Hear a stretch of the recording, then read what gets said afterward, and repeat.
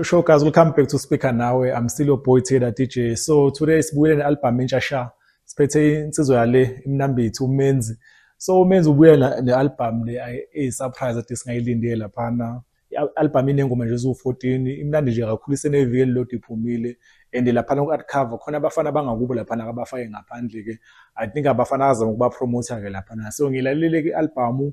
as uSpeaker nawe angizwile ayinazo ingoma ezimningi kakhulu so uyayilalela nje mhlawumbe 45 minutes usuke usuqedile uyilalela kodwa ikhona ingoma ithanda uba nkulwana impela hayi abantu abaningi lakha bayireceive kahle nalapha ku TikTok engiyibone ngathi iyatrenda kakhulu lapha ikhona enye ingoma lapha ehambisana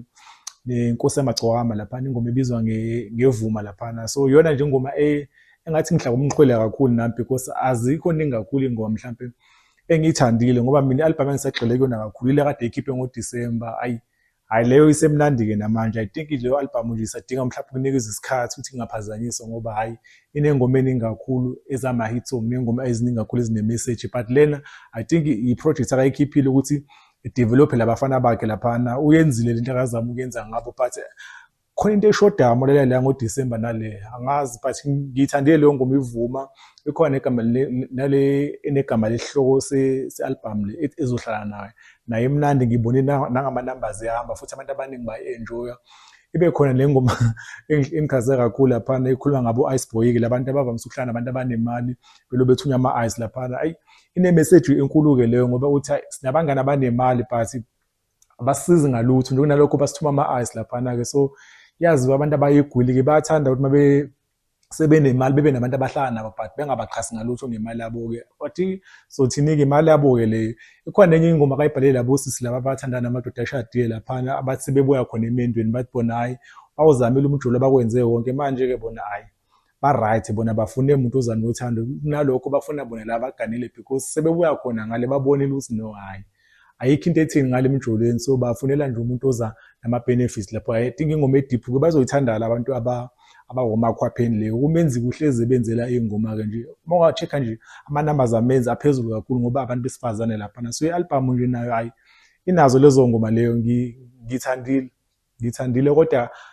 ngiyafisa ukuthi ngicompare kula ngoDisemba because la ngoDisemba i-album inesiqi esikhulu kakhulu le khona la ishoda khona but yona nje i-album imnandi and I'm happy ukuthi ke upromote labafana akapromoter into engabanga happy ngayo ukuthi laphana ngibona kuma credits laphana bothi ungena ku YouTube Music laphana ingoma eningi ezinabantu abafeaturishiwe laphana kumele uzoqagela ukuthi ubani ofeaturishiwe ababhalanga phansi mhlawumbe into abayenze ngamabomu mhlawumbe yiphutha labantu aba-upload music laphana because even nale ngoma leno sicebi laphana ayibhalwanga ukuthi ifeaturishiwe bani so ufundela wena kwezakho laphana so angazi mhlawumbe indlela ade kwenziwa ngayo mhlawumbe upromoter labantu abapromoter ukuyibona ababekwe laphana at cover but I feel like ku-album khona into eshodayo but ke zikhona ingoma ezimnandi njengale ngoma ethi kushoda obaba leyo I think leyo ngoma inesiqi kakhulu inesindo and abantu abaningi bayithanda laphana ngoba ngempela baningi abantu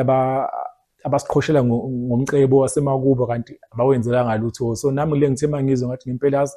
baqinisile amajita la yazi sinabantu ngempela abasetshenzela manje sebechomela thina engathi izinto ezisetshenzelwe yibonake but ke nababa nenhlahla bazalela ebugulini noma ebucebini but ke behamba isichomela ngemali engazona ezabo hayi leyo hayi nama ngizwa kahle so nje mhlawumbe mangathiwa ngirate uSpeaker nawe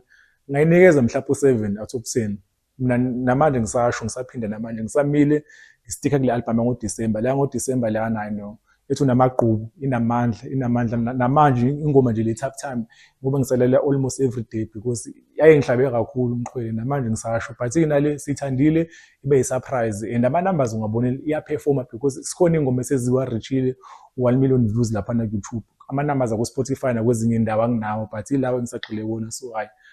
I think uMenzi uza kahle ubuyisa le culture yomaskandi ukuthi bekhiphe babejula ukukhipha ngephasi bephinde bekhiphe ngoDisemba so uMenzi ukukhiphile ngoMay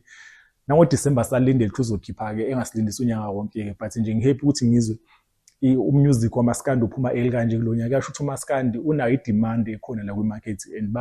babonana nama-artist ka-deliver ngempela so yaso uSpeaker nawe soyivala la ivideo yami engazibe yinda kakhulu abafuna ukusilandela sikhona ku-Twitter @Speaker nawe sikhona na ku-Facebook siSpeaker nawe siphinde sibe khona ku-TikTok siSpeaker nawe show away we out.